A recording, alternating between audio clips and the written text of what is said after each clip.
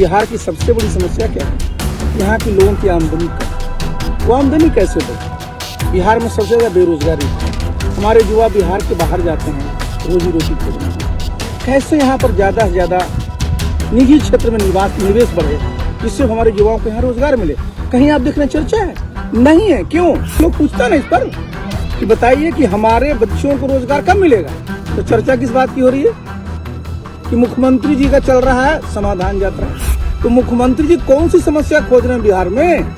सबसे बड़ी समस्या वो खुद है। उनका फोकस है शराबबंदी, उनका फोकस है जातीय जनगणना। जरा बता दे हमको जरा, ये 7 निश्चय कहाँ से इसमें मेल खा रहा है जी? लेकिन 7 दलों का साझा कार्यक्रम क्या है?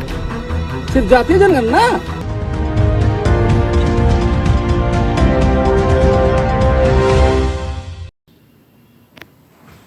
नमस्कार, आप देख रहे हैं गणदेश बिहार और मैं हूं आपके साथ मुस्कान। बिहार में शिक्षा मंत्री चंद्रशेखर के बयान को लेकर मचे संग्राम के बीच जदयू के पूर्व राष्ट्रीय अध्यक्ष और पूर्व केंद्रीय मंत्री आरसीपी सिंह अपने मिशन में लगे हुए हैं। आरसीपी सिंह लगातार लोगों से मुलाकात कर बिहार के विकास का खाका तैयार कर रहे हैं।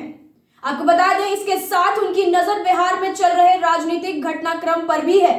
दरअसल पूर्व केंद्रीय मंत्री आरसीपी सिंह मकर संक्रांति के मौके पर आयोजित कार्यक्रम में शामिल होने के लिए पटना के पुनपुन पहुंचे थे। इस दौरान उन्होंने कई मुद्दों पर बेबाकी से अपने विचार रखे।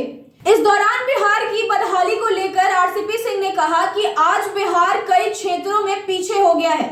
उन्होंने कहा कि कोशिश होगी कि जिन क्षेत्रों में बिहार पीछे है उस पर विचार विमर्श हो और उस पर कार्य योजना बने और आगे चलकर उस पर कार्रवाई की जाए। आरसीपी सिंह ने बिहार के पिछड़ेपन के लिए जाति और धर्म आधारित राजनीति को मुख्य कारण बताया।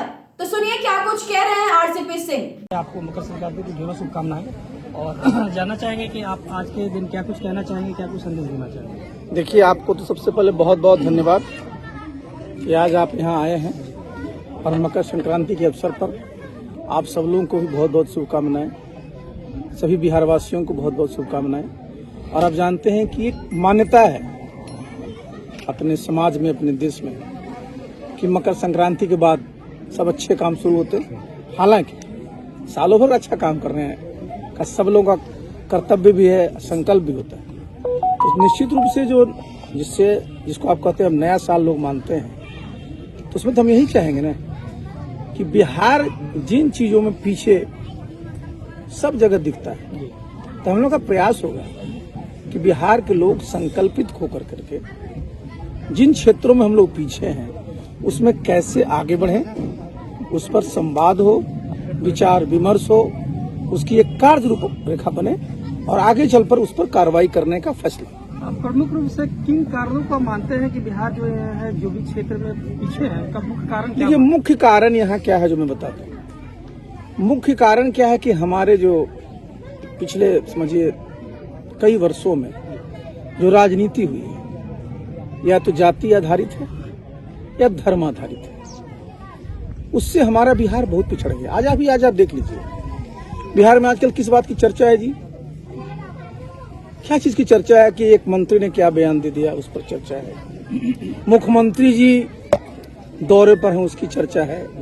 शराबबंदी की चर्चा है, जातीय जनगणना की चर्चा है। कहीं इस चर्चा में ये मुद्दा है कि बिहार की सबसे बड़ी समस्या क्या है? यहाँ के लोगों की आमदनी कम। वो आमदनी कैसे बढ़े? बिहार में सबसे ज्यादा बेरोजगारी है। हमारे युवा बिहार के बाहर जाते हैं रोजी रोटी खोजने के लिए। कैसे यहाँ पर ज्यादा से ज्यादा निजी क्षेत्र में निवेश बढ़े, जिससे हमारे युवाओं को यहाँ रोजगार मिले? कहीं आप देखने चर्चा है? नहीं है। क्यों? क्योंकि ये जितने भी इस तरह की जो आज सरकार चला रहे हैं, उनका सिर्फ एक ही काम है, किसी प्रकार सत्ता में बने रहें और कैसे लोगों के बीच जो मुख्य मुद्दे नहीं हैं, बिल्कुल साइड के मुद्दे हैं, उनको लाते रहें, जिससे जनता दिग्भ्रमित रहे और मुख्य मुद्दे से उनका ध्यान हटा रहे। आज आप देखिए ना, लोग पूछता ना इस पर कि बताइए कि हमारे बच्चों को रोजगार कब मिलेगा? तो चर्चा किस बात की हो रही है? कि मुख्यमंत्री जी का चल रहा है समाधान यात्रा। अच्छा बताइए जी, हम लोग तो पढ़ते थे बचपन में, तुलसीदास का ही था ना कि बुरा जो देखन में चला, बुरा न मिलिया कोई, जो दिल खोजो आप जो अपना मुझसे बुरा न कोई। तो मुख्यमंत्री जी कौन सी समस्या खोज रहे हैं बिहार में? सबसे बड़ी समस्या वो खुद हैं। क्या आप सबसे बड़ी समस्या वो खुद हैं। उनका तो मानना है कि जो 7 निश्चय है उनके लिए जो है उनका बहुत 7 निश्चय पर एक भी काम नहीं कर रहे हैं। दिक्कत यही है, वो भाषण दे रहे हैं। उनका फोकस कहाँ है? उनका फोकस है शराबबंदी। क्या लगता है उनका फोकस है जातीय जनगणना। जरा बता दे हमको जरा, ये 7 निश्चय कहाँ से इसमें मेल खा रहा है जी? वो तो देखिए उस समय जनता के सामने परोस दिए कि हमारा 7 निश्चय पार्ट 1 में ये हुआ, 7 निश्चय पार्ट 2 में ये होगा। 7 निश्चय पार्ट 2 तो आप छोड़ दीजिए, 5 महीने से ज्यादा इनकी सरकार हो गई। 7 निश्चय किसका था? पार्ट 2 एनडीए का था, बिल्कुल, जिसका जनादेश उनको मिला था, लेकिन उसके साथ विश्वासघात किया, उसका अपमान किया। और आज आप किसके साथ हैं? महागठबंधन में। तो महागठबंधन के साथियों ने क्या नीतीश बाबू का जो 7 निश्चय कार्यक्रम था उसका अनुमोदन किया है। आज आप जरा सोचिए, बिहार के लिए कितनी दुखद बात है कि लोग 5 महीने से सरकार चला रहे हैं। इनका क्या कार्यक्रम होगा? साझा कोई आया है क्या? कहेंगे 7 दलों की सरकार है श्रीमान जी, लेकिन 7 दलों का साझा कार्यक्रम क्या है? सिर्फ जातीय जनगणना। तो ये भी जानना चाहेंगे सर कि आज आप आए हुए हैं यहाँ पे, जनता के द्वारा इस बार जो सरकार ने अध्यक्ष और उपाध्यक्ष का जो चुनाव कराया गया है, इसको आप सही मानते हैं? इससे विकास होगा या नहीं होगा? देखिए बहुत ही सही है। देखिए जितने भी प्रतिनिधि चुने जाते हैं, मुखिया से लेकर सरपंच से लेकर के एमपी तक, सबका सीधा चुनाव होना चाहिए, उनकी जिम्मेवारी होती है। लेकिन साथ ही साथ उनको अधिकार भी देने पड़ेंगे। आप अधिकार नहीं दीजिएगा, अधिकार अपने पास रखे रहिएगा, तो कैसे कल्याण होगा? आपने उनको ये अच्छा किया कि देखिए डायरेक्ट चुन करके आएगा, उनको जन समर्थन मिला ना, लेकिन उनके पास अधिकार भी होने चाहिए। पता चला कि आपका नगर विकास में बैठ करके कोई बाबू दिन भर कुछ न कुछ चलाते रहेगा।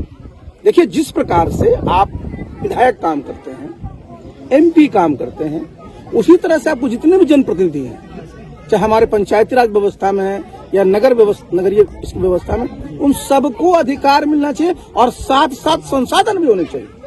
और उससे भी बड़ी बात है कि जितने जनप्रतिनिधि है उनका ठीक से प्रशिक्षण भी होना चाहिए। देखिए अब वो अपने सार्वजनिक क्षेत्र में रहे, लेकिन उनका जो रोल होगा वो बदल जाएगा।